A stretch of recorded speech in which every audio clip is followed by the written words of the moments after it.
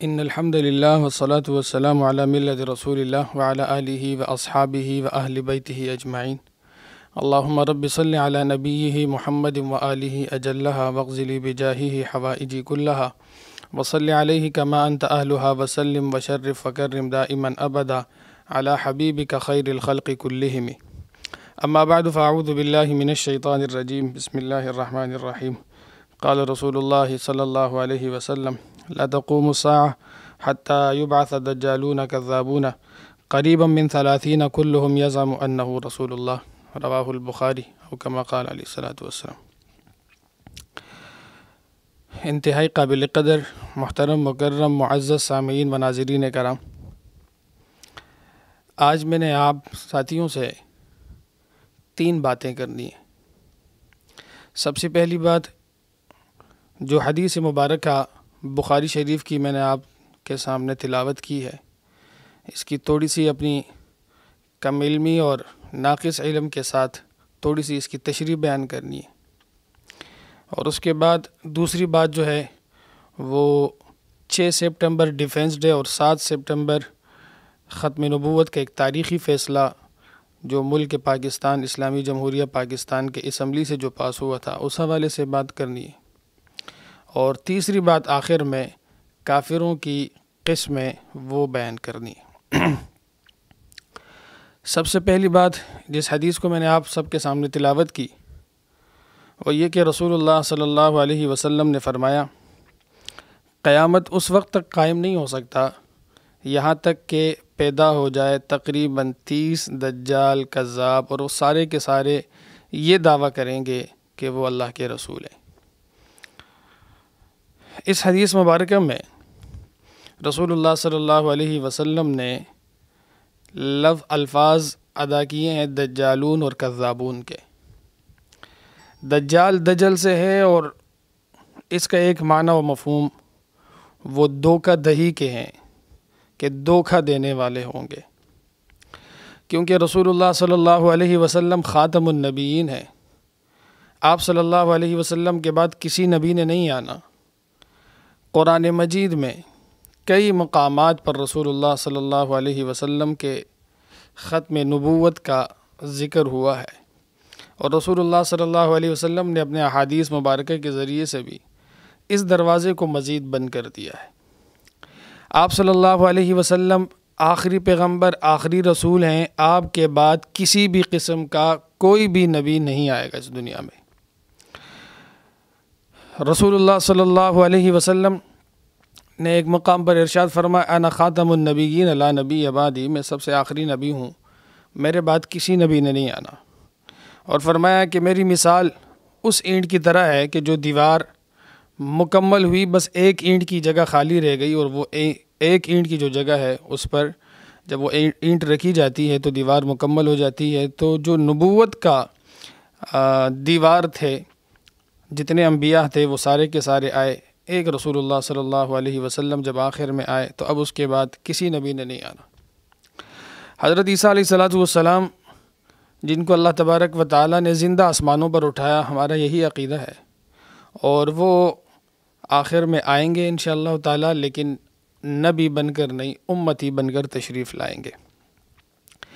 رسول اللہ صلی اللہ علیہ وسلم نے جو فرمایا کہ یہ دھوکہ دینے والے ہوں گے، تو جو نبوت کے دعوے دار ہیں وہ مختلف قسم کے دھوکے دیتے ہیں، اور جس کی وجہ سے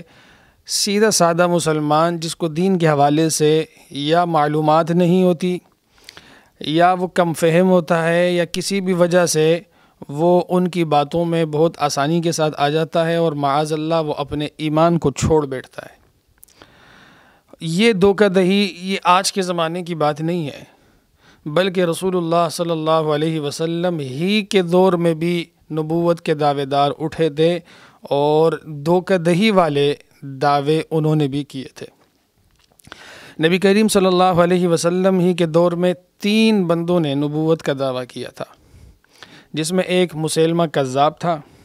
ایک اسود عنسی تھا، اور ایک طلحہ اسدی تھا۔ اسود عنسی جو ہے اس کو فیروز دہلوی رضی اللہ تعالی عنہ نے قتل کر دیا تھا،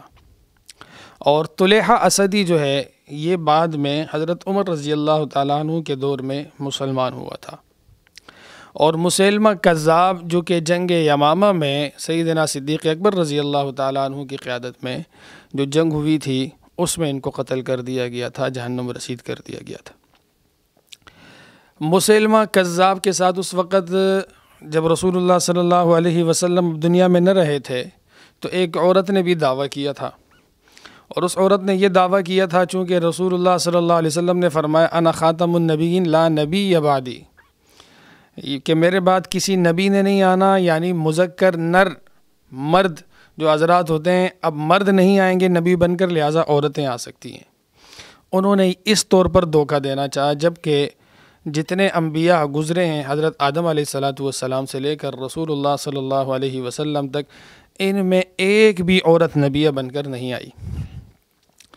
اور دوسری بات باقی جو یہ مسیلمہ کذاب، طلحہ اور یہ اسود عنسی، ان لوگوں نے بھی جو دعوے کیے تھے ان کے دعوے ایسے نہیں تھے کہ ہم آخری نبی ہیں، یا ان کے دعوے ایسے نہیں تھے کہ ہم رسول اللہ صلی اللہ علیہ وسلم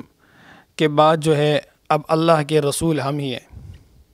بلکہ وہ بھی ایک قسم کا دھوکہ دینا چاہتے تھے۔ اور وہ دھوکہ کیا تھا؟ جیسے کہ اس دور میں مرزا غلام قادیانی نے، اس کو میں غلام احمد نہیں کہتا، وہ احمد کا غلام ہے نہیں، کیونکہ احمد رسول اللہ صلی اللہ علیہ وسلم ہے، جس کے اس نام کو اللہ نے قرآن میں اس انداز سے بیان فرمایا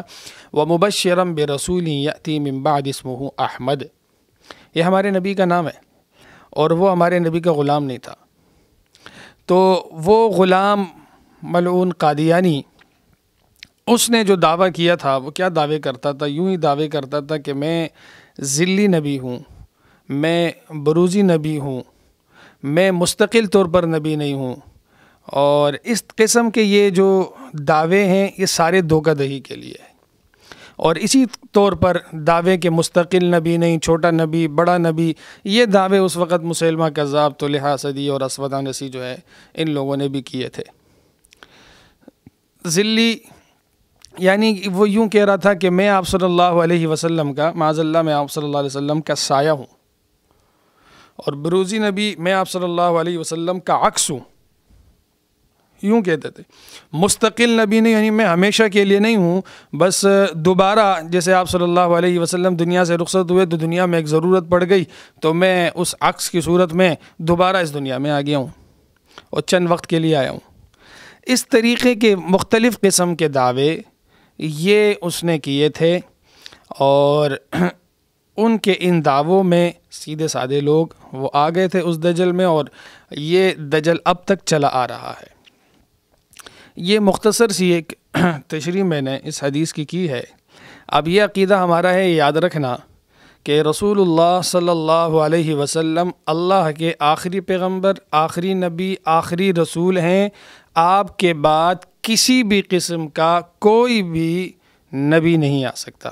نہ مستقل نبی، نہ ذلی نبی، نہ بروزی نبی، نہ غیر مستقل نبی، نہ چھوٹا نبی، نہ بڑا نبی، کسی قسم کا نبی نہیں آئے گا، اور عیسیٰ علیہ السلام امتی بن کر تشریف لائیں گے۔ ایک بات، چونکہ اس دور کا یہ بدنما اور یہ لانتی جو ہے یہ مرزا قادیانی اور اس کے پیروکار ہیں، جو کہ اسلام کو بھی نقصان پہنچانے والے، اور اسلام یعنی مسلمانوں کو نقصان پہنچانے والے،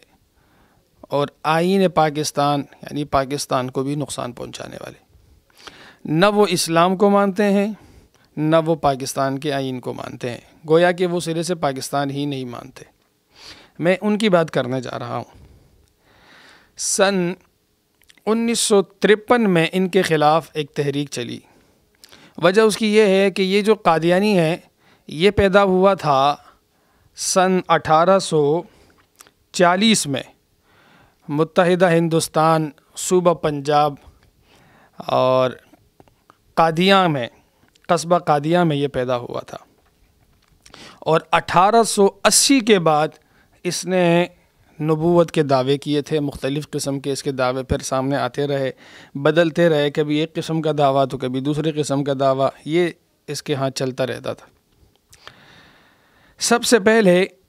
1884 میں علماء لدھیانہ نے اس پر کفر کا فتویٰ لگایا،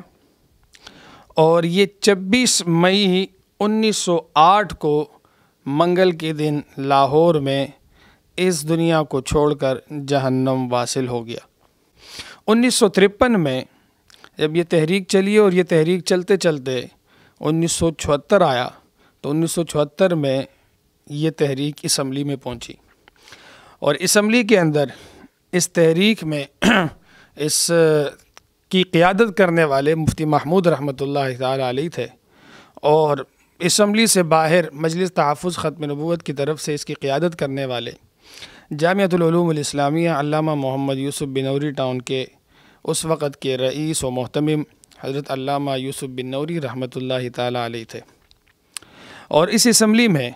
علماء بریلویت کی طرف سے شاہ احمد نورانی صاحب، علماء اہل حدیث کی طرف سے علامہ احسان الہی ظہیر صاحب، اور جماعت اسلامی کی طرف سے پروفیسر غفور احمد صاحب، یہ بھی اس میں شامل تھے، اور نیشنل پارٹی کی طرف سے خان عبدالولی خان صاحب، اور پیپلز پارٹی کی طرف سے آخر میں اس وقت کے وزیر اعظم نے جو فیصلہ سنایا تھا وہ تھے ذوالفقار علی بھٹو صاحب۔ اور یہ جو فیصلہ سنایا گیا تھا یہ بس یوں ہی فیصلہ نہیں ہوا، یک طرفہ بات نہیں سنی گئی کہ یک طرفہ بات سنی گئی اور فیصلہ سنا دیا گیا، یا بس صرف اسمبلی کے اندر چند افراد بیٹھ گئے اور انہوں نے کوئی بل پیش کر دیا اور سب نے دستخط کر لی، ایسی بات نہیں تھی، بلکہ اس پر بحث مباحثہ ہوا ہے، اس پر بات ہوئی ہے۔ اور اسمبلی کے اندر یہ ناصر جو تھا اس وقت کا، اور انہوں نے 11 دن تک اسمبلی میں اندر آ کر اپنے آپ کو مسلمان ثابت کرنے کی کوشش کی تھی، جو کہ قادیانیوں کے دوسرے یا تیسرے خلیفہ تھے، اور 11 دن تک وہ اپنے آپ کو مسلمان ثابت نہ کر سکے۔ اس کے بعد لاہوری گروپ کے 3 بندے آئے، عبد المنان عمر آئے، صدر الدین آئے، اور اسی طریقے سے مسعود بیگ آئے۔ انہوں نے 2 دن انہوں نے بات کی، یہ اپنے آپ کو مسلمان ثابت نہ کر سکے، 11 اور 2 13 دن ہو گئے، اور 8 دن مزید اس پر بحث ہوتی رہی اسمبلی کے اندر، مگر یہ 21 دنوں میں بھی اپنے آپ کو مسلمان ثابت نہ کر سکے۔ 21 دن کے بعد ان سب کی محنتوں اور کاوشوں سے متفقہ طور پر ایک فیصلہ، جب یہ ہار گئے اس کے بعد بھی وزیر اعظم بھٹو نے یہ کہا تھا کہ اب یہ اسمبلی میں جب سارے اس بات کو اس بل کو کلیئر کریں گے، پاس کریں گے، تب میں سائن اور دستخط کروں گا، اور بالاتفاق سبھی نے اس بل کو پاس کیا۔ اور جس وقت 7 سپٹمبر 1974 کو یہ فیصلہ سنانا تھا، تو وزیر اعظم اس وقت کے ذوالفقار علی بھٹو تھے، ان کا کہنا اس میں یہ تھا کہ یہ فیصلہ صرف ہمارا فیصلہ نہیں ہے بلکہ یہ پوری قوم کا فیصلہ ہے۔ 7 سپٹمبر 1974 کو یہ فیصلہ ہوا۔ اس سے پہلے ایک دن اور آتا ہے، میں بہت معذرت کے ساتھ میں اس بات کو اس وقت ذہن میں نہیں ہے، اب یہ بات میں کرنے لگا ہوں۔ 6 سپٹمبر جسے کہتے ہیں ڈیفنس ڈے، پاکستان کا یہ ڈیفنس ڈے ہے، سن 1965 کی یاد ہمیں دلاتا ہے۔ 6 سپٹمبر کو افواج پاکستان نے انڈیا کی دھجیاں اڑائی تھی، ان کی فوج کی دھجیاں اڑائی تھیں، اور 6 سپٹمبر کو پاکستان نے اپنا بھرپور دفاع کرتے ہوئے انڈیا کو شکست دی تھی۔ اور 6 سپٹمبر 1965 یہ وہی دن ہے کہ آج تک انڈیا والے اس کے بدلہ لینے کے لیے بہت ہی زیادہ کوشاں ہیں اور بہت سوچ و بچار میں ہیں، لیکن الحمدللہ اللہ کا فضل و کرم ہے، افواج پاکستان ہر وقت ہمتاً وقت اور پاکستان کی حفاظت اور سرحدوں کی حفاظت میں لگے ہوئے ہیں، اور ہم سب کی دعا بھی ہے، اور سارے پاکستانی افواج پاکستان کے شانہ بشانہ کھڑے ہیں، اور انشاءاللہ العزیز اگر اللہ تبارک و تعالیٰ نے چاہا، ایسی بے وقوفی اگر انڈیا نے پھر کی تو انشاءاللہ العزیز اس سے بھی زیادہ عبرتناک شکست ان کو دیں گے انشاءاللہ۔